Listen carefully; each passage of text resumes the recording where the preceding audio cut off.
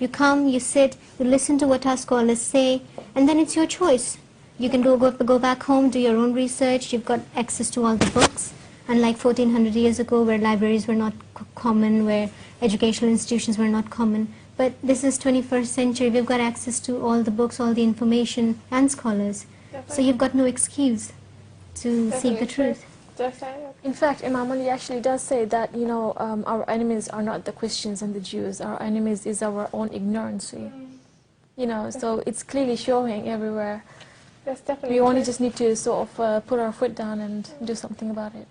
I think that you made a very interesting point, both of you, and in regards to that, some people say, you know, do not go speak to the Shia. I mean, they're just going to brainwash you, and, you know, so many people don't approach Shia. And on the contrary, I think that it's wise for us to go and seek education from other schools of thought. I mean, I have a lot of Sunni friends from the Sunni school of thought, and even some of the Sunni viewers as well, some of the sisters, they watch the show, and they're probably watching today here, and then they email me afterwards, and, you know, I've had probably 5 or 6 emails just new from Women's View, and in the sense that we're all in the school of Islam. I mean, we're all subscribed to Islam, so, and we follow the teachings and the principles of Islam. So I think there's nothing wrong with engaging in dialogue, and we should all have a sense of mutual respect. I think sometimes there's a lot of hatred put between all these schools of thought, which is totally wrong. I mean, I take the sisters at home, the Sunni sisters, as my sisters, as if they're my sisters. I have nothing against them. So I think usually hatred is put between these schools of thoughts, which stops someone from going further and learning. I would learn about Sunni Islam. I think it's good to be educated about Sunni Islam, and then you reach your decision after you've done the research. But that's definitely true. I mean, some people are afraid of approaching the other schools of thought to seek education. Definitely true. Now going back to the personal experience, I think were we discussing this before the call? We were discussing about the personal experience. Oh, I still haven't asked you. What kind of personal experience have you experienced in regards to misconceptions? I mean, me being at university, I remember, and anyone that went to my university, University of Hertfordshire, I mean, you can ask the Ahlul Bayt Society, we went through huge problems. I mean, the turbans that we used to pray on, and there's probably people watching from the University of Hertfordshire now, but it's the truth. This is what happened. We used to pray on turban, and I used to leave my turban on the side, on the shelf, and they used to take this and throw it in the bin. And then about a week later, they put signs up on the prayer room, please do not leave your stones in the prayer room. And I mean, I took pictures of these, obviously, and I took it to the head of the societies within the university, and I told them, this is what they're doing. And I know there's probably viewers watching there that attended the same university as me, but this is the kind of experience this is the kind of experience that I've experienced personally, because there was no sense of dialogue. I mean, I used to pray in the prayer room, people used to look at me in a sense thinking, what is she doing?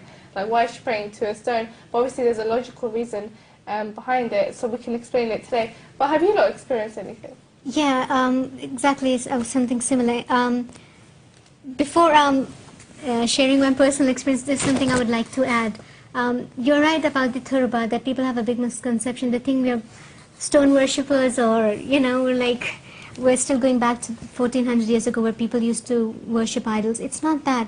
The tablet that you commonly see Shias using, it's made of clay, sand, earth. But we prefer that if you could get hold of the sand or the earth from Karbala and make a tablet out of it because of your own convenience. Obviously, you're not going to carry a bag of sand or dust around you. It's inconvenient. For the sake of convenience, it has been formed into a clay and a tablet. Definitely true. Yeah. We'll just return to that just in a second. We have a call in the line. We'll take the call and then return straight to that. Assalamu alaikum. Alaikum assalam wa rahmatullah. Wa alaikum assalam. Well, I'm just talking about the Shiism history. It is the real history, which is, if you say Shia, that means we talk about Abraham. وَإِنَّ مِنْ شِيعَتِهِ in the Quran, إِنَّ مِنْ شِيعَتِهِ لَإِبْرَاهِيم. That means ayah number 83 in the Safat. 83 verse, it's chapter 37, verse number 83. Yeah. So the Shiism, it is something, a very, very top that means if we say Shia, that means we say Salman al-Farisi. If we say Shia, that means Abu Dhar al-Ghafari. You know, it is a position which not everybody is having this position.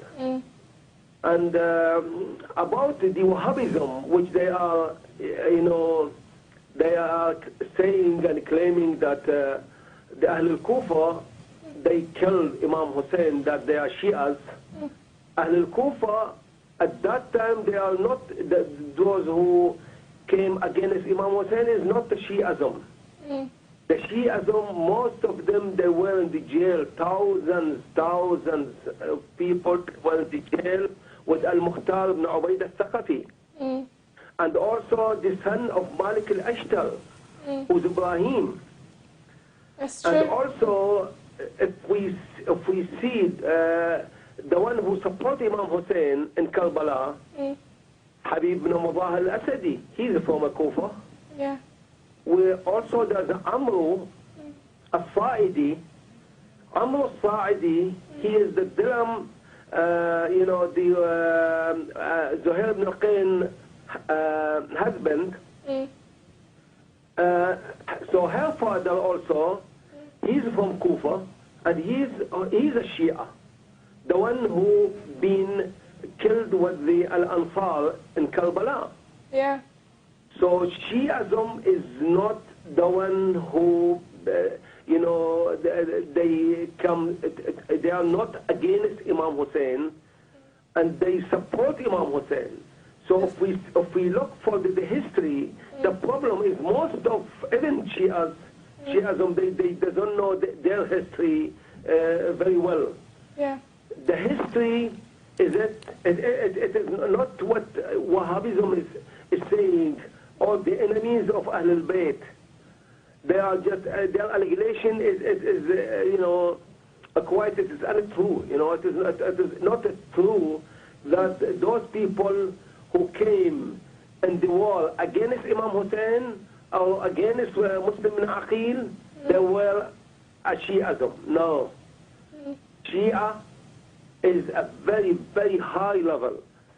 Yeah. Shia is like Ibrahim. You know, the Prophet Ibrahim, he's a Shia. Definitely He's Shia of whom? He's Shia of Nuh. Definitely true. Prophet Nuh. And also, the Shias, if we look, you know, in the history, let anybody say one of the enemies of Imam Hussein, enemies who they were in the war, which name? Is Ash-Shamr, he is a Shia? Is Sinan ibn Anas is a Shia? No one, no a single one is a Shia who they will be against Imam Hussein and Karbala. That's very true. That's very good points mentioned. Thank you very much. You will not find a single Shia Yeah. become against Imam Hussein. That's very true. Thank you very much for calling in. Thank you. That was a very interesting point mentioned, because it just refutes the argument that they say the Shia of Kufa killed Imam Hussein. I think he explained it beautifully, that in the sense that it wasn't the Shia of Imam Hussein or the Shia of Islam. I mean, he mentioned a lot of interesting points, and inshallah for the viewers at home, I hope that clarifies a lot of situations and a lot of misconceptions about the Shia. But in a sense, we have to go for a quick break right now. We're going to be back after the break, inshallah. We'll be discussing more of these issues. So please do join us in a few minutes, inshallah. Assalamu alaikum wa rahmatullahi wa barakatuh.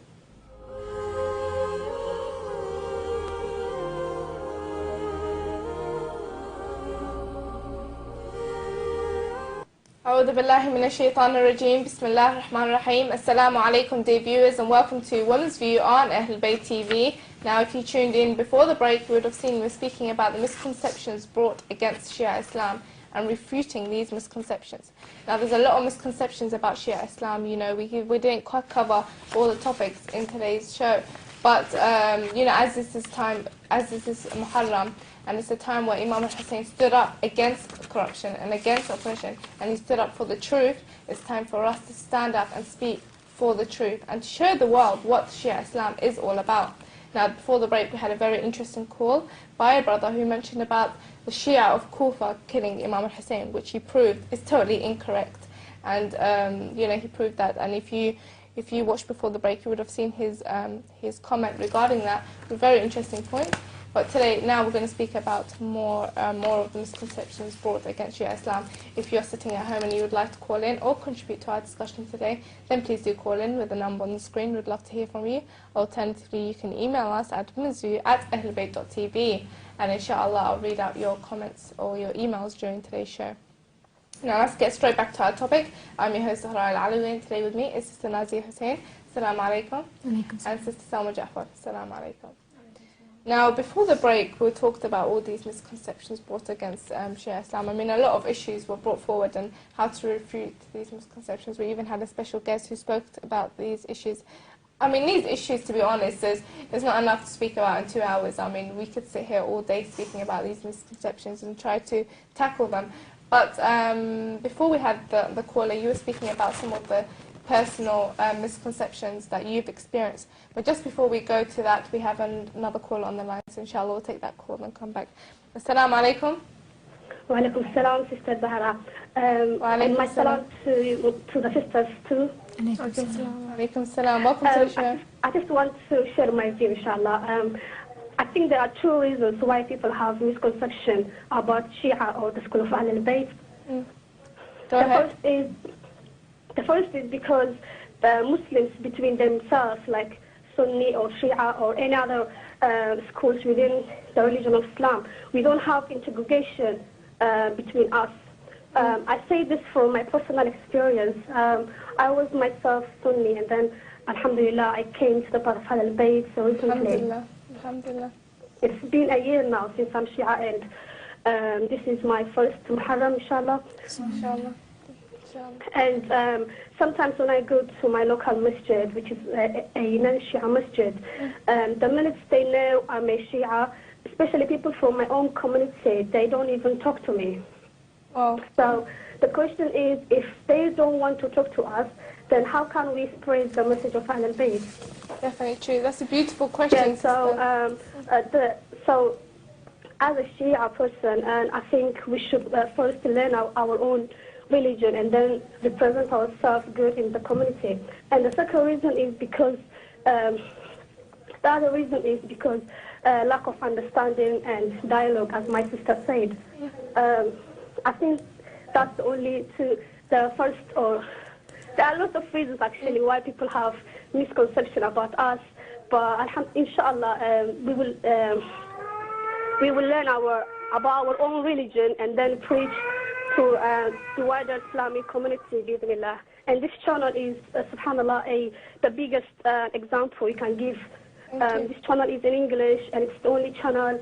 I learned a lot from this. I don't normally go to lectures because I'm very busy in my life. So I watch different lectures, and alhamdulillah, you're doing a very fantastic job. I hope viewers will donate to channel, and thanks for giving me a chance to share my view. Thank you very much. Thank you very much. Assalamu alaikum.